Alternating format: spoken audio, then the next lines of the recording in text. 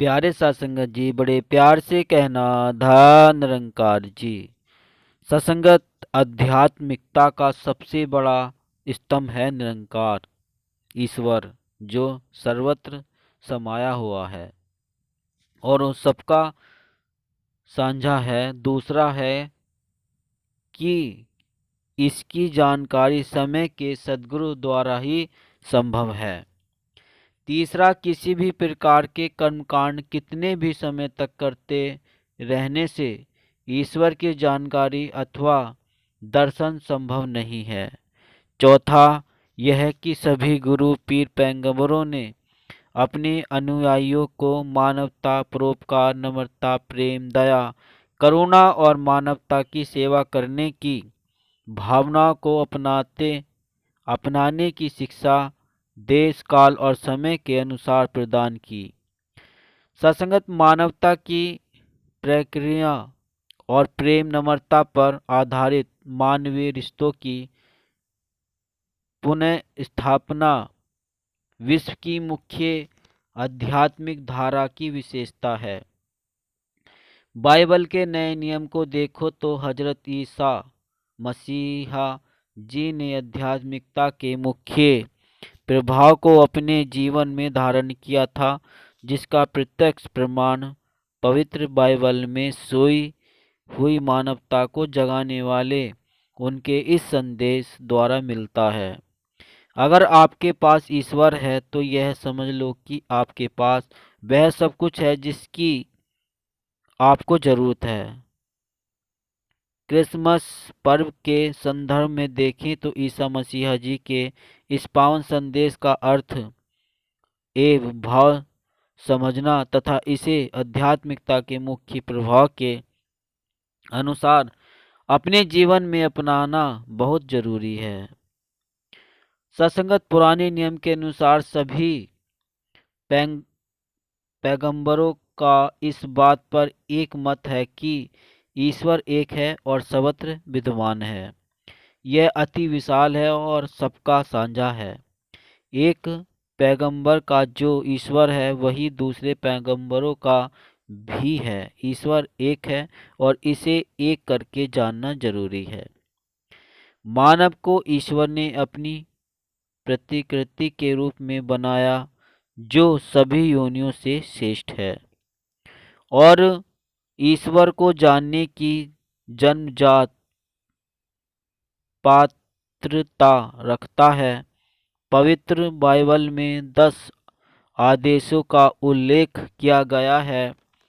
पहले 5 प्रेम और ईश्वर की आराधना से संबंधित है। शेष 5 समाज के प्रति मानवीय कर्तव्य एवं सेवाओं से संबंधित है। सत्संगत एक ही सिक्के के दो पहलू की भांति इनको अलग नहीं किया जा सकता। ये हमें स्पष्ट निर्देश देते हैं कि ईश्वर के प्रति प्रेम और मानव सेवा साथ साथ चलते हैं। सत्संगत पुराना नियम और नया नियम, इसके बीच एक अटूट रिश्ता है। ईसा मसीहा जी ने पुरातन पैगंबरों की परंपरा को आगे बढ़ाते हुए कहा, यह मत सोचना कि मैं पुरातन नियम अथवा पैगंबरों को समाप्त करने के लिए आया हूँ, बल्कि मैं उनको पूरा करने के लिए आया हूँ। इससे स्पष्ट है कि लोगों के प्रति प्रकट करने के लिए सत्संगत उनके पास कोई बात नहीं थी, बल्कि पहले वाले पैगंबरों ने जो शिक्षा दी वही शिक्षा उन्होंने दी। सत्संगत पुराने नियम में जिस प्रकार आदेश दिया गया वही आदेश नए नियम में दिया गया है। दिल की गहराई, आत्म भाव एवं पूरे मन से अपने ईश्वर से प्रेम करो, यह सबसे पहली है और सर्वश्रेष्ठ आज्ञा है। मैथ्यू इससे ईसा मसीहा जी का उनके पूर्ववर्ती हैबू पैगंबरों से समानता का नाता स्थापित होता है। उन्होंने आध्यात्मिकता के मुख्य प्रभाव में प्रतिष्ठापित उसी परंपरा को आगे बढ़ाया, जो विश्व के अंतिम सत्य ईश्वर की भक्ति से संबंधित है। सत्संगत लॉर्ड जीसस कहते हैं कि ईश्वर की पूजा या भक्ति करने से पहले यह जान लो कि ईश्वर क्या है, और दूसरी बात यह है कि ईश्वर की भक्ति केवल आत्मिक रूप से की जाए, इसका उल्लंघन न हो। अतः जो भी उनकी सिखलाई को अपनाना चाहता है, उसे ईश्वर का परमात्म स्वरूप प्रत्यक्ष ज्ञान एक निरंकार अस्तित्व तत्व के रूप में प्राप्त करना आवश्यक है। तभी वह सच्चा उपासक अथवा भक्त बन सकता है। इस दिव्य तथा से कोई तर्क नहीं किया जा सकता जिसकी सिखलाई ईसा मसीह जी ने दी। सत्संगत उन्होंने उसी के लिए अपनी कुर्बानी भी दी। उन्हीं का वचन है, ईश्वर आत्म रूप है और वे जो उसकी पूजा करते हैं उन्हें आत्म तत्व के रूप में विश्वास पूर्वक उसकी पूजा करनी चाहिए। सत्संगत अध्यात्म की मुख्य धारा का एक और महत्वपूर्ण पहलू है, यह है कि ईश्वर की जानकारी वर्तमान समय के पैगंबर से हो सकती है। अगर हम पैगंबर अर्थात प्रभु के साकार रूप को नहीं जानते अथवा उसे नहीं मिलते, तो हम ईश्वर परमपिता परमात्मा से भी नहीं मिल सकते। इसका और कोई विकल्प नहीं है।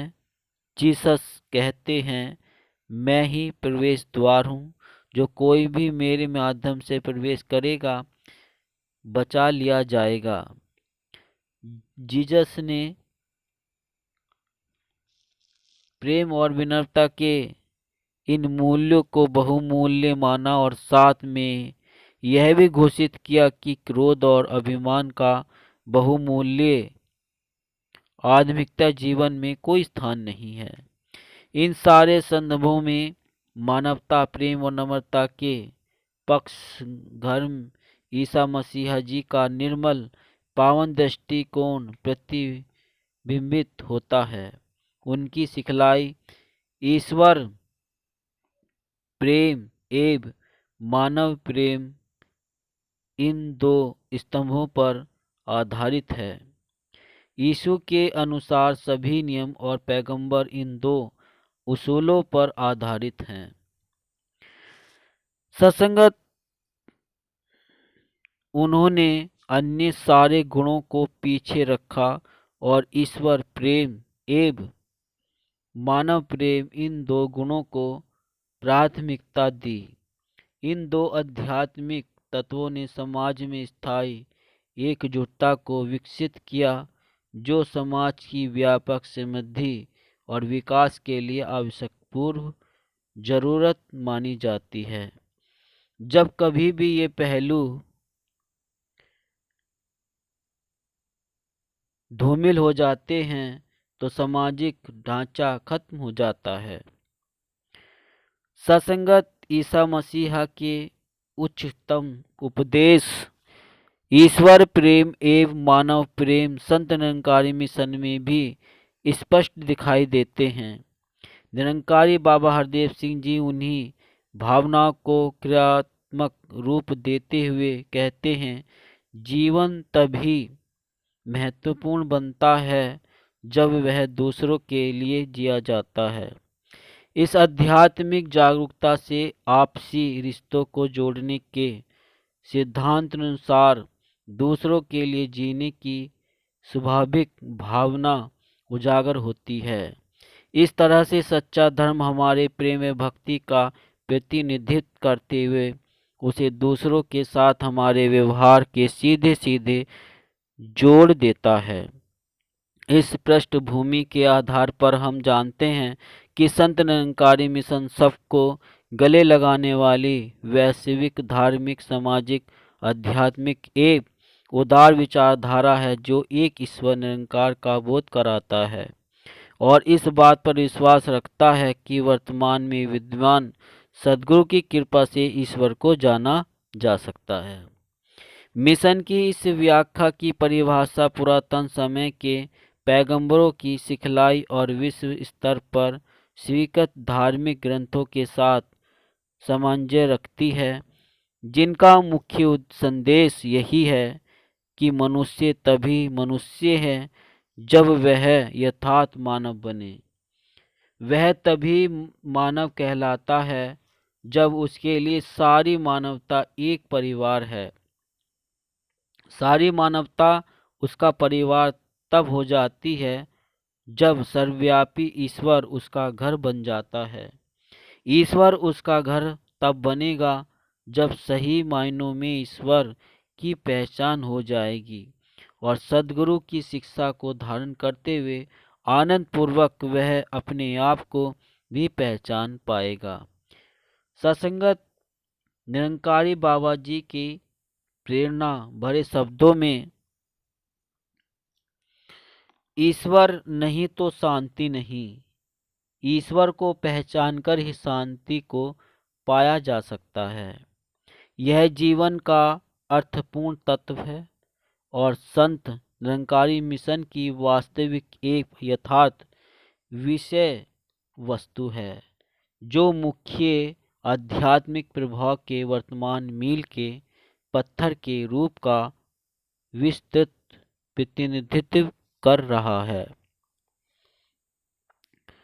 सत्संगत आध्यात्मिक जागरूकता से युक्त भक्त इस बात पर विश्वास करते हैं कि उनके पास तन मन धन के जो साधन हैं वह ईश्वर की देन है और केवल उसके दृष्टि के रूप में समस्त मानव के भले के लिए उसका प्रयोग करना ही उचित है। सत्संगत इससे संकीर्ण पक्षपात और जाति रंग पथ जैसी हठ धार्मिकता से ऊपर उठने की सीख मिलती है। परिणाम स्वरूप हम एक दूसरे के पहरावे, खान पान, रहन सहन और संस्कृति के प्रति आदर भाव रखते हैं। विनम्रता और सहनशीलता जैसे श्रेष्ठ मूल्य को धारण करके उद्देश्यपूर्ण आत्मनिर्भर पारिवारिक जीवन जीते हुए समाज में भी सम्मानित रहते हैं। सत्संगत वास्तव में धर्म का मतलब ईश्वर का ज्ञान होता है। ब्रह्म ज्ञान के अभाव में अलग अलग व्यक्तियों के अलग अलग ईश्वर होते हैं और एक व्यक्ति के भी अलग अलग अवसरों पर अलग अलग ईश्वर होते हैं।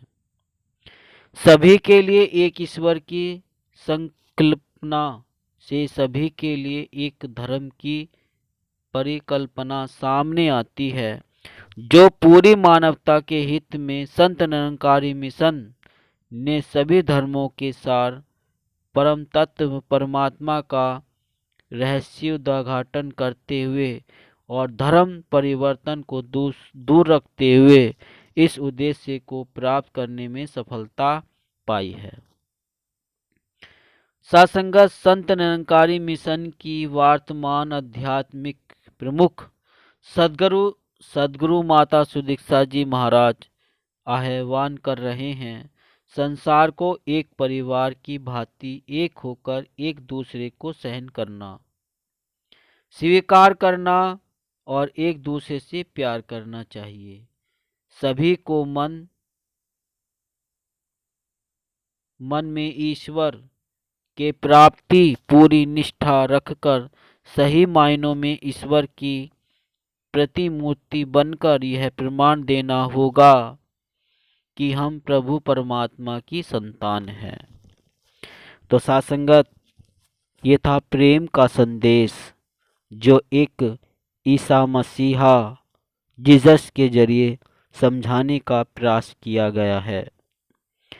सत्संगत, आइए हम भी इस प्रेम के संदेश को सभी तक पहुंचाएं, जन जन तक, सभी तक, ताकि हर इंसान इस प्रभु परमात्मा को जानकर इसकी भक्ति करते हुए लोक सुखी पर लोक सुहेला करता चला जाए।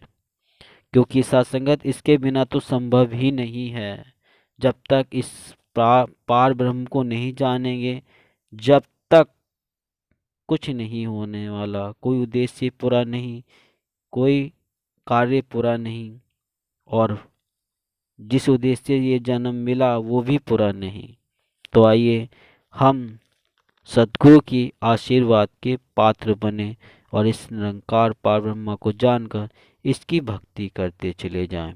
सत्संगत, अगर आपने अभी तक चैनल को सब्सक्राइब नहीं किया है तो संदेश निरंकारी का चैनल को सब्सक्राइब कर दीजिए और बेल आइकन भी प्रेस कर दीजिए। 10 मिनट मिलते हैं अगली नेक्स्ट वीडियो में। प्यार से बोलना, धन निरंकार।